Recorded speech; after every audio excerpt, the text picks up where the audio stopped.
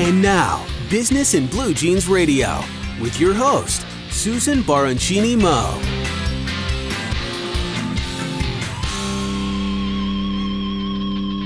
Hello, and welcome to the program. Hey, thanks for joining me for the next half hour or so. This is our first show, the inaugural episode of Business in Blue Jeans Radio. Woo!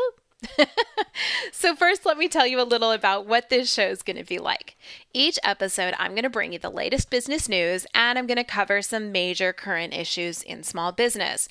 I'll also share clips from interviews that I'm doing with mega successful entrepreneurs, best-selling authors, celebrity entrepreneurs, and even local small business owners, folks just like you who are really making it happen.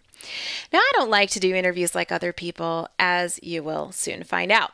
I like to get people to talk about things that you're not used to hearing them talk about. And I like to ask them off-the-wall questions you won't hear anywhere else. Now, we're talking about people you hear all the time. Maybe you hear them on radio, maybe you've seen them on TV, maybe you've read their books. You're going to hear them talk about business because that's really the crux of the show and it's the most important part. But you're also going to hear about their mistakes because isn't it great when you're working really hard to create a business that's successful? Isn't it great to hear that someone who's mega successful has made mistakes just like you do? And isn't it great to hear that the giants in your industry put their pants on one leg at a time? I love that stuff. I love finding out that my mentors, my role models are human. And so we're going to talk about those things. We're going to learn their secrets. You're going to learn the lessons that they've learned, things they don't often share, and you're going to hear who inspired them. And I like to also ask a few personal things as well, just because I think that's sometimes pretty revealing stuff. So you'll hear some things you don't usually hear in interviews. Now, you're going to get a feel for this later in today's show when you hear my interview with Bob Burke. Now, Bob's a friend, and he's also the co-author of the Go-Giver series, which includes the books The Go-Giver, Go-Giver Sell More, and the most recent book, It's Not About You.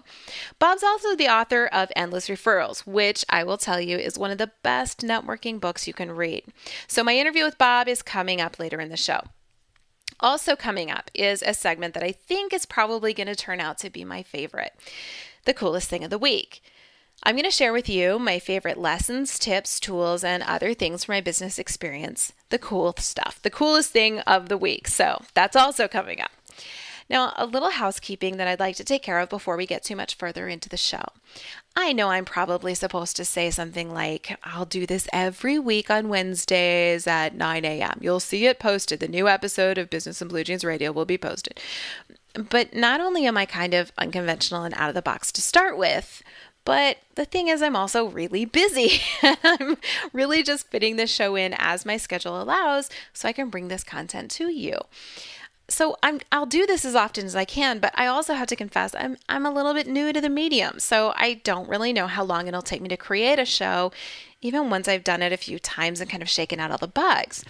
So instead of saying that I'll be doing it every week at such and such a time, and instead of you having to come to the Business in Blue Jeans Radio website every day anxiously refreshing the page to see if a new episode has been posted, because I know that's what you're going to do. Look, do me a favor and save yourself some time. Go to the businessatbluejeans.com website. At the top of every page, you'll see a sign-up form. Just enter your name and your email address and click the green button. You'll be subscribed to my email newsletter. You'll get a free copy of one of my ebooks, which is very cool. But you're also going to get notifications whenever I post new episodes of Business in Blue Jeans Radio. Yay! You'll also find out when I post in the blog, and you'll get special deals and notifications for new programs coming out of Business in Blue Jeans. And not to worry, I am not going to email you all the time. Trust me on this. I'm not emailing you all the time. I will never share your email address for any reason, no matter what people bribe me with. No matter what pretty, shiny objects they try to throw my way, you are safe. So save us both some time and energy and subscribe. Okay, before we get to this week's news, I want to tell you a little about who I am and what I'm all about. Now, maybe you've met me, maybe you haven't, but if you have met me, don't fast forward through this part. You could find out something you don't know. You could fast forward and miss a really good joke that I might make in the next 10 seconds. You don't know. You just don't know what's going to happen on this show, so stay with me here. Now, if you haven't met me, as you heard in the introduction, I'm Susan Baroncini-Moe, and I'm the founder and CEO of Business in Blue Jeans, a business consulting and entrepreneurial education company that's dedicated to the solo professional and micro entrepreneur, which is a term that I created to refer to 1 and 2 person run businesses, often folks like me who work out of their homes or a very small office or a small store. Maybe you outsource and you don't have a big staff or you just have a couple of employees. The micro entrepreneur is the small business owner. Now, I help entrepreneurs to get clear about their purpose, to create products and services with excellence, to find and attract the audience that wants what they're offering, and then to deliver their products or services with extraordinary, exceptional service. And for my clients who are already successful and well into the growth stages of their businesses, I help them to take their existing success and transform it into mega success by leveraging things like value, service, super smart marketing, and efficient logistics. So what is a business in blue jeans? Because I get asked that from time to time. At its heart, Business in Blue Jeans is a philosophy. It's a way of looking at your business.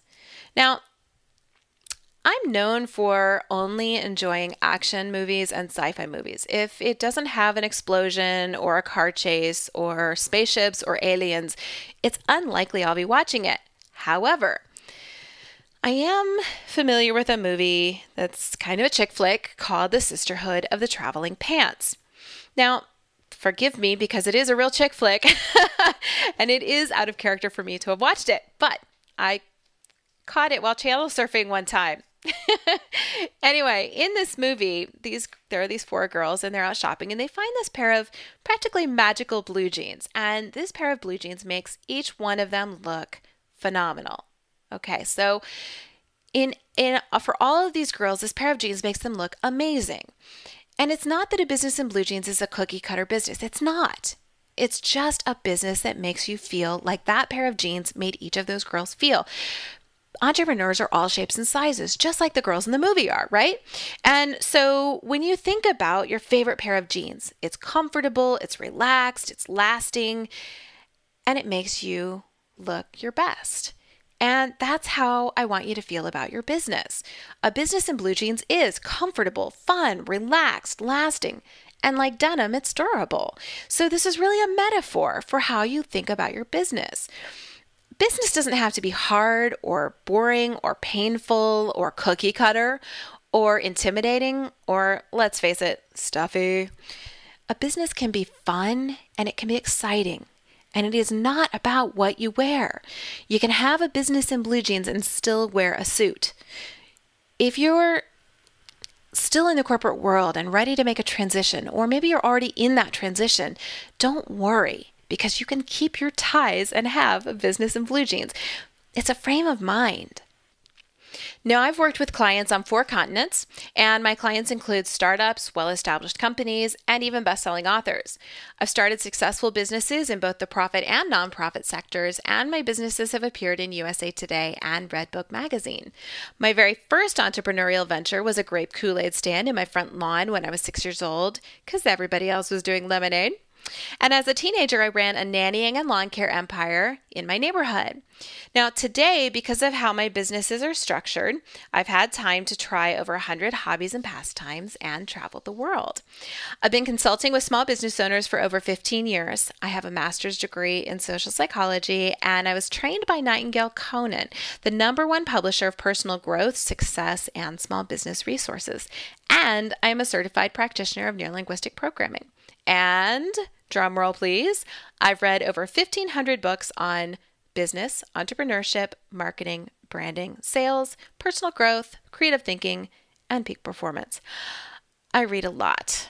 Now, on a personal note, I'm married to a bona fide Uruguayan rock star, and we live in Indianapolis, home of the Indy 500, the Indianapolis Pacers, and the Colts, and the most recent Super Bowl.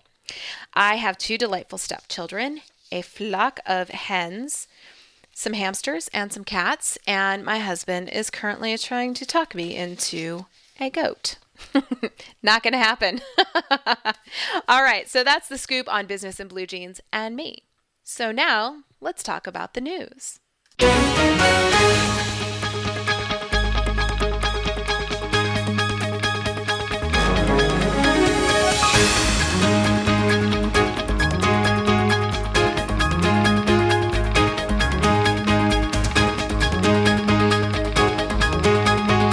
Welcome back. You are listening to Business in Blue Jeans Radio, and I'm your host, Susan Baroncini-Moe. This week, there's a lot of stuff in the news about the Republican primaries and caucuses and candidates. I gotta be honest, I find this stuff fascinating. I love it. But before you get worried, I am not about to get in some political rant here. I stay pretty far away from sharing my political views publicly because I don't like to fight on Facebook or whatever about that stuff. So don't worry about that. But what I do find really interesting is that everywhere I go, whether it's, reading the paper or watching TV or whatever, there's all this stuff about small business and stimulating startups. But when the government talks about small business, they're not talking to me as a small business owner, and they're really talking to much, much larger enterprises that happen to still qualify as a small business. Let me explain what I mean. In the United States, small business is defined by our legislation. So I've looked at this legislation quite a few times, and there are two areas in which we define small business. One is employees, and the other is annual revenue. So you could have a business where you have 500 or even 1,500 or fewer employees, or earn anywhere from $7 to $25 million or less in annual revenue and still be qualified as a small business. So let's look at marketing consulting, for example. In marketing consulting, you can make anywhere from, $0 to $7 million a year. Seriously, and still be a small business. So when I look at all this stuff out there, I realize that most of the federal or even state resources aren't really designed for micro entrepreneurs. And when our public officials talk about small business and stimulating startups and whatnot, they're not talking to us. They're not talking to the micro entrepreneur. They're not really creating tax incentives or legislation really for us. And I started to wonder why that was, because it occurred to me that a company that had no employees would have vastly different concerns from a company that had 1,500 or 500 employees, right? And then it occurred to me that, a company that, makes $50,000 would have really different needs from a company that makes $7 million a year. So I got into the census data. I really wanted to look at the census data on small business and think and look at why is it, what's going on here. And I'm going to tell you as a side note, there are much, much better ways to spend your Friday night, which is why I did it for you. So anyway, here's what I learned. About 3/4 of all U.S. businesses have no payroll. What that means is that 75% of businesses in America have no employees. But because this category of businesses with no employees account for only 3.4% of annual business receipts, they are not included in business statistics, reports, or legislation. They simply don't notice you, okay? So if you have no employees, like even if you outsource, okay? If you have no employees, you are in that category. You are one of the the group of people that make less than 3.4% of annual revenue that comes from business. So they're not talking to you. You don't count in the reports and statistics and legislation. Now, if you raise that, if you say, okay, let's look at less than 100 employees, where are those businesses falling? Well, that becomes essentially 99% of companies that fall within small business as it's currently defined. Okay, so that only brings in about 28% of overall business receipts. So basically, and I don't mean to get all occupy anything here, but the regulations and the legislation and the tax incentives, they're really created for the 1% of businesses that are earning 72% of the income. And those are really the ones who benefit from all this stuff. So they're not creating legislation or tax incentives or resources for micro entrepreneurs. And so the reason that I wanted to bring this to your attention and talk about this today is because I wanted you to understand that when you're looking at your candidates, regardless of what party you affiliate with, regardless of how you're feeling about your voting, when you start thinking about your candidates, listen very carefully to what they say.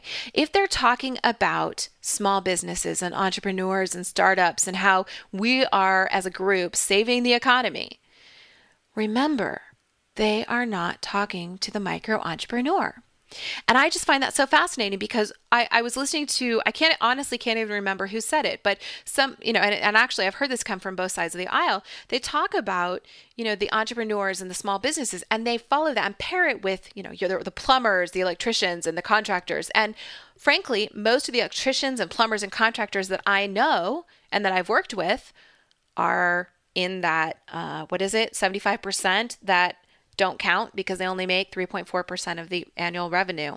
So I just wanted to give you a little food for thought there. I thought it was interesting. Also in the news, the Wall Street Journal reported this week that some business schools are advocating action over well-written business plans. Yay! Go schools!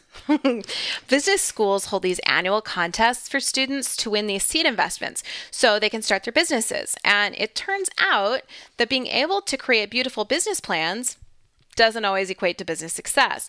In fact, many of these business plans written for business school competitions don't even actually make it to becoming real businesses. And for those that do, it's like 36 or 37% that are still in business like 5 years later. So these schools kind of did this research and went, uh-oh, what's going on there? So they are changing their contests. So now, instead of submitting business plans, students have to give PowerPoint presentations or solve hypothetical business problems to show that they can handle real-world dilemmas. Cool stuff. And if you're not on Google+, you're going to need to be. Google announced that they're integrating their new social network into your search results, which will add a social layer on top of your search results. That means what you see will be heavily influenced by your social graph. Now, your social graph is basically a graphical representation of your personal, family, or business communities on social networking websites. So now, everyone's search results will be personalized. So you may be able to forget about keyword rankings. We're not sure yet. But this could be a major game changer in the search engine optimization world. I don't yet know what this is going to mean. So if you do know, drop me an email and we may spend a little time on the show talking about it. That's the news, and now the coolest thing of the week.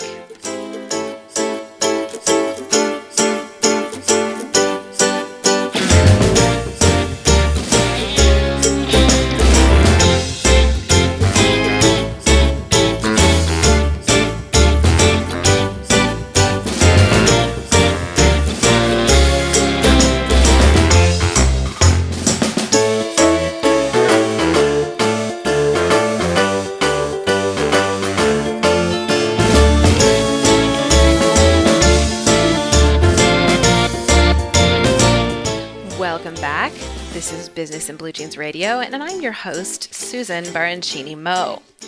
This week, the coolest thing is Pinterest. What is it? Pinterest is a social bookmarking website, and it is highly, highly addictive. Now, just imagine a corkboard. Like maybe you used to have a corkboard in your room when you were growing up, if you're anything like me. You might have ripped out pictures of Rob Lowe from like Teen Beat magazine and put them on your corkboard. Or maybe you used a pushpin or a tack to hang your tickets from the Menudo concert to your corkboard. Or maybe you hung a picture of a model you wished you looked like. Not that I did any of those things, but I'm just giving you hypothetical examples. Pinterest is like that. It's digital and it's web-based though. So you create boards that are like the cork boards, and they're, kind of topical related. Like for example, I have one called Nom Nom Nom for recipes that sound really delicious. And I have one for shoes only because I love shoes. It's called Shoes. Shoes. And then I have Book Sweet Books. And I also have a board for business and blue jeans and one for business tips. So they're topical boards, right? And you can pin pictures from any website except Facebook to the boards. And then you can share pins that other people have pinned, and you can comment on them, and you can repin them, and you can talk about these things. Now, it's highly visual, and it's also highly addictive. It is also the fastest growing website, like pretty much ever. So right now, it's mostly trafficked by women in the United States. Now, the most users are in the United States, but there are also a lot of users in the United Kingdom, although not as many, not nearly as many. But in the United States, it's mostly women. In the UK, the male-female ratio is almost evenly divided, but like I said, there aren't as many UK users. If your audience is mainly men, hang around for a while, because that ratio is we're starting to see a lot more men show up at Pinterest. But also check out a site called Gentlemint, which is what they're calling Pinterest for men. I don't know too much about Gentlemint, but it looks like kind of a fun site also. Now, in terms of small business, Pinterest is a great way to build your brand and increase visibility. And it's like all other social media sites, it's a great way to engage in dialogue. I personally find it a great way to connect with my audience in a more personal way, because I can do things like share my love of shoes and my love of delicious food. And I can share things that are more personal to me while also sharing my brand. So I found that a lot of people that I didn't really know very well on Facebook, that were my friends or were following my page on Facebook, are also now following me on Pinterest and connecting with me, and they're getting to see a new side of me, a more personal side. So it's a really great way to build your brand, or to build a more personal side of your brand, to connect with your audience. And a lot of brands are using it for promotions and marketing. Now, I will caution you, however, in the same way I caution you with any social media site: enter carefully and tread lightly. Don't mess Pinterest up with over-marketing. Don't mess it up for everybody else. You know what I mean? Like, participate in the dialogue and in the community. Don't over-broadcast. Don't post your own links a bazillion times. There's no need. If you have great content and you have content that really resonates with people, if you pin things from your blog, it will get repinned. People will find you. So use Pinterest as it's intended. Don't break their rules. They don't like promotion. So you can share things that you're doing, but don't promote yourself in an obnoxious way. Don't ruin it. And also make sure to check out the Business in Blue Jeans blog, because we've got a series right now running on Pinterest and how to use it for your small business without being obnoxious. So make sure you check that out. Now, this week's interview.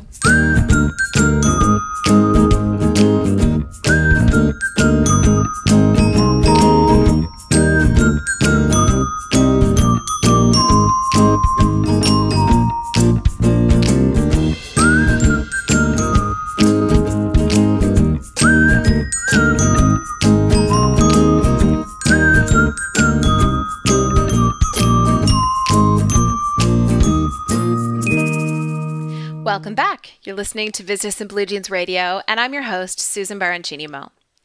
This week, I interviewed my friend, Bob Burke. Bob talks about topics that are really vital to the success of today's business person.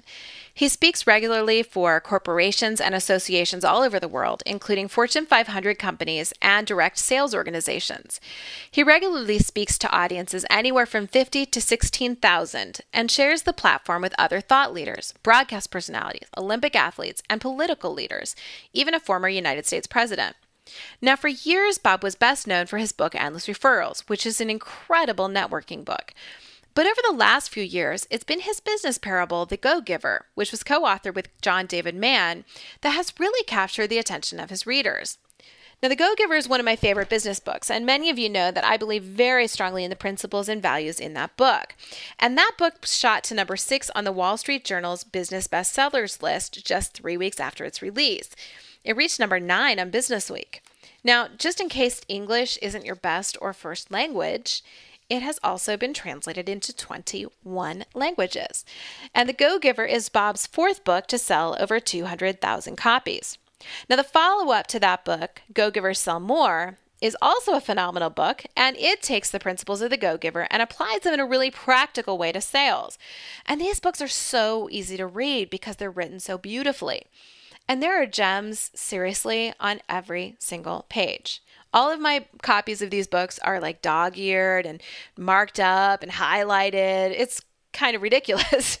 Now, Bob's newest book is also co-authored with John David Mann, and it's another business parable, and this one focuses on influence and leadership, which Bob and I talked about quite a bit. This book is titled It's Not About You, and it shows how focusing on others is the best way to obtain stratospheric success in your own life and in business. So now that I've introduced Bob, let's get into the first clip from the interview. In this first clip, we talk about the book, It's Not About You, and how to make your business really mega successful by making it other focused. I'm going to let Bob explain how that works.